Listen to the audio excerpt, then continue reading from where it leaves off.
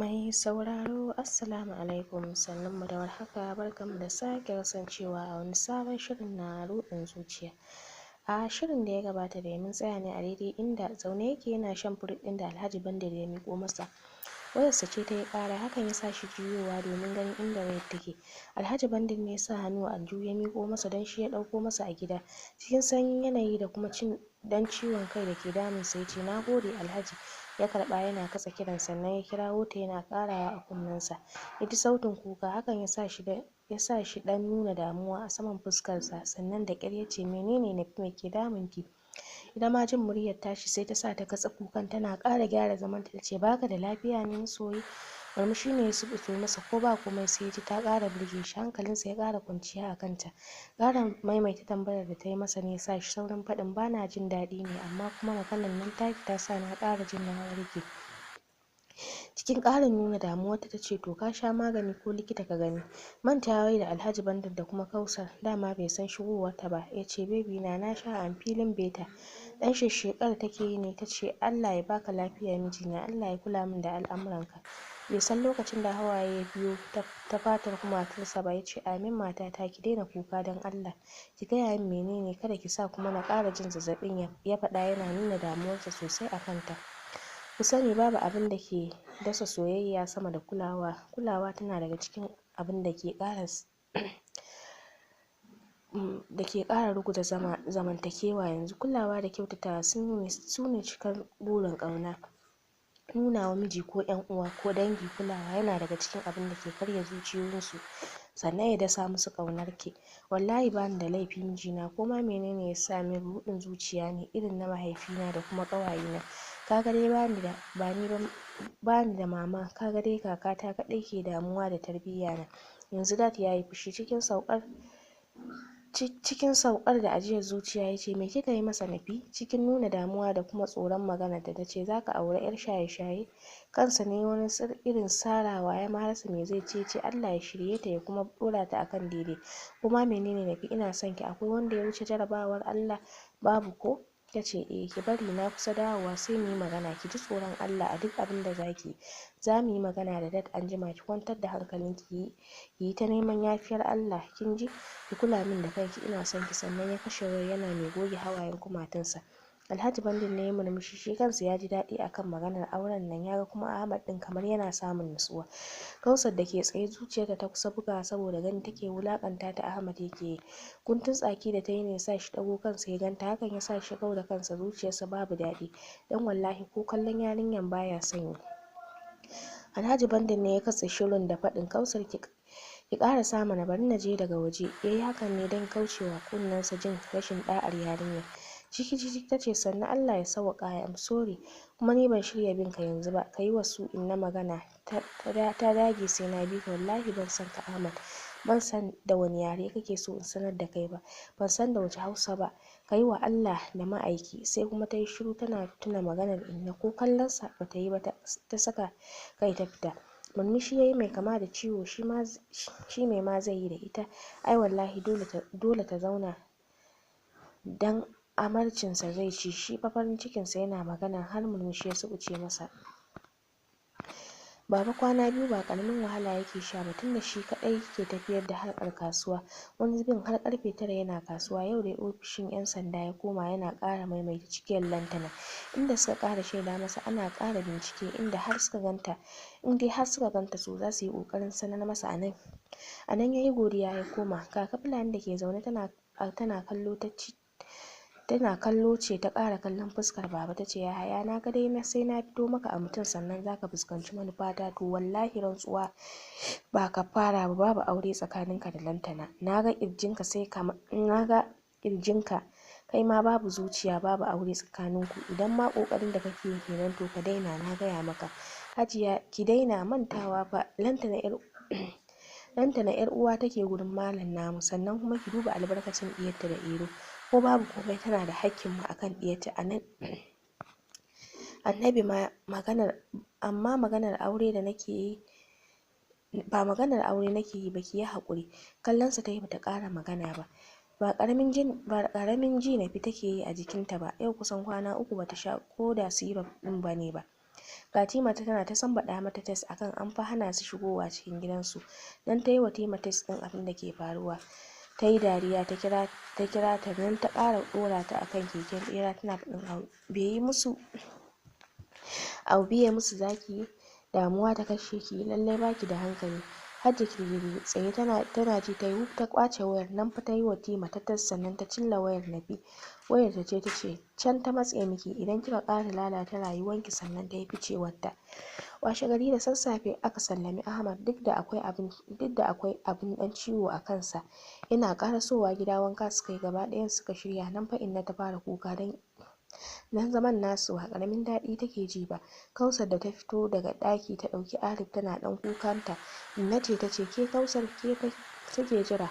Saukowa ta yi ta fashe da kuka. Ahmad ne ɗan ɗaga kansa ya kalle ta sannan ya kauda kansa cikin ladabi ya ce Inna ki yi haƙuri dan Allah ki ɗan ƙara zama, duba da kin ga sha'anin biki zan shiga, sannan ɓangaren ta ma ana kan ginewa ne. Wannan ba uzuri bane ba cewar Habiba. Kana can matarka tana can sai ka ce mai karatu. A'a mai sunan Papa ka taimaka dai mu tafi tare. Ai ita ce uwar gida, ita ya kamata a ce an gama gyara guri. Kansa ne dan Sara sai kuma ya ce za ta karasa makarantanta ne a nan, shi yasa na ce ta zauna. Idan na samu lokaci za mu zo mu gan ku Inna. Ita dai na wani bakin ciki ne tsaya mata a rai, harara kawai take aika wa Kausar. Dadi ne ce hakan yayi Ahmad, Allah ya baka ikon adalci da kuma baku zaman lafiya baki daya. Ina da mitin wannan satin da bin ku zan yi a daurin auren da ni, amma za mu zo mu ga amarya insha Allah. Kausar da ko a jikinta ta fara kokarin tafiya cikin zafin rai ya ce ba na Arif din.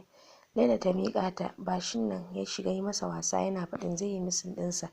Arif kan sai kokarin faɗar dada kowa mamaki ya kama sa, wato yaro ma ya san masoyinsa. Laila ya kalla ya ce small mom a kula min da yaro na san ki da himma, Allah kaɗai zai biya ki wallahi in dai akan Arif ne. Sannan ya karɓi wayarta ya miƙo mata tana ta masa murmushi ita ma tare da fatan samun lafiya. Tunda suka tafi Inna ta kasa magana, kallon Kausar ta yi ta ce wallahi ba baki na yi miki ba sai kin zo kina kuka da idanuwanki wuya kawai. Inna ta tafi ta tashi ta barta tana ta tsallan murna. Da sassafe mai gyaran jikin Nafisa ta zo, ana cikin gyaran jikin nan kuma ta fara soshi har tana jan fatar ta. Abun tun yana ba wa Hajiya Hadiza mamaki. Ta sauka kiran Alhaji cikin ihu da susa take faɗin ku bani na sha zan mutu. Sai ga Hajja tare da Hajiya Hadiza sun shigo, tana kokarin buga kanta a jikin bango. Hajja ta yi kanta tana faɗin Nafisa menene, inna lillahi wa inna ilaihi raji'un, me ya same ki?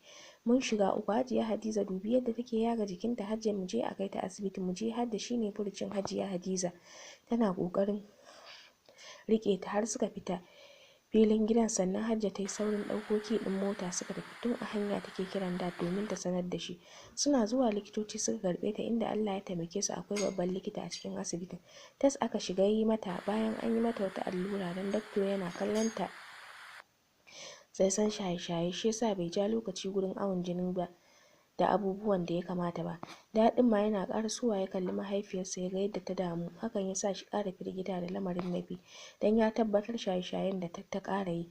Shiga ɗakin yayin inda ya tarar da ita a can logon gado tana jan numfashi, alamun kuka take yi. Lafiyayyen marin da ta yi mata ne tare da faɗin wato ban isa da ke ba yanzu ma shaye-shayen kike yi ko?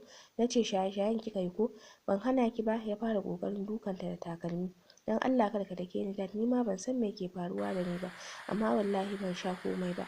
Wani marin ya zuba mata ya fara nuna ta da hannu yana faɗin wallahi Nafisa zan miki baki wallahi ba za ki kashe ni ba da bakin ciki ba. Duk faranta miki da nake yi wannan shine sakamakon abin da na yi miki, duk irin gatan da na yi miki. Hawaye yana zuba a fuskarta. Dad I don't wallahi na daina. Dad ka daina kuka, ta faɗa tana ƙara fashewa da kuka. Wata nurse dai ta shigo tana kallon dad ɗin ta ce doctor na son ganin ka. Hakan ya sa shi fita directly zuwa office ɗin likitan. Nokin yayi sannan ya tura ya shiga, sai kuma suka tsaya suna gaisawa. Alhaji kana da masaniyar ɗiyarka tana shaye-shaye kuma ba ƙananan ƙwayoyi ba? Numfashi dad ya ja ya ce ina da masaniya doctor, amma kuma ta daina. Shi fa shaye-shaye abu ne mara kyau Alhaji, ta ko ina kaga ta daina amma jikinta ya riga ya saba da shi yasa zaka ko bata sha ba idan yanayinta ya motsa to ɗayan biyu ne, ko ta nemi ƙwayar ta sha ko kuma ta fara samun matsala a cikin ƙwaƙwalwarta. Yanzu dai kana da zaɓi biyu, in ma ka kai ta gidan gyaran hali da kula da masu yi, ko kuma ka dage gurin bata magungunan nan. Sannan duk wata hanyar da za ta ga abin da za ta sha a toshe. Za a yi yadda ka ce doctor insha Allahu. Nan likita ya bashi takardu da test. Tunda suka kawo a motar take kuka tana faɗin dat wallahi na daina. Har suka dawo gida babu wanda ya yi magana. Hajiya Hadiza ce ta sallama da su sannan ta tafi dan ita abin ya bata mamaki. Tsalleriyar yarinya masha Allah kamar Nafi a ce tana abubuwan nan. Kai ba dai ciwon hauka ne da ita ba. Haka dai ta juye magana cikin ranta. Nafisa you are very stupid. Na ce a very stupid, kin cuce ni duk irin kokari na akan ki amma ba ki daina shaye-shaye ba. Ba kya tsoron haɗuwarki da Allah.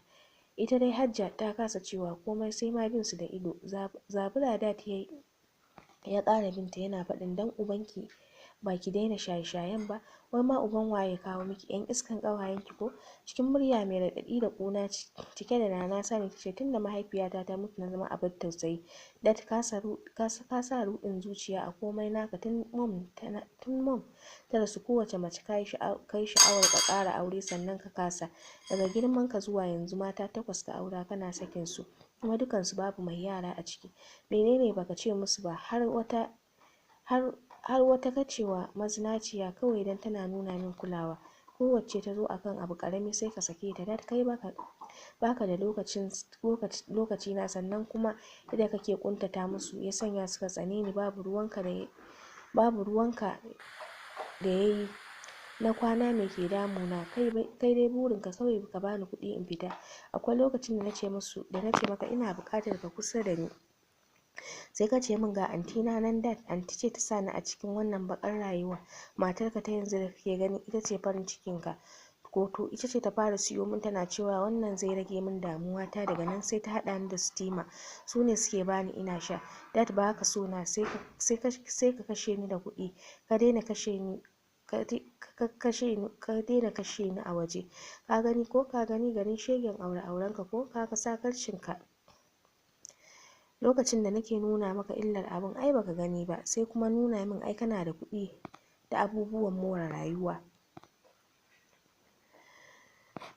Sai ka nuna min ai kana da kuɗi ga rayuwar diyarka yadda ta koma abin tausayi, abin a duba. Yanzu haka ai ka kyauta wa kanka. Nafisa ki ji tsoron Allah da maraicin ki rabu da kayan shaye-shaye dan Allah. Kuka dat yake yi sosai yana Allah wadai da halinsa. Dan Allah ki yafe min Nafisa. Hajja ki yafe min, ya faɗa yana mai durƙusewa idansa na fitar da hawaye. Dadi dan Allah ka daina kuka, ni ma na daina. Ni na cuci kaina na daina please dadi, ta faɗa tana mai kuka. Allah ya sa Hajji, ta faɗa tana jimanta abin a ranta.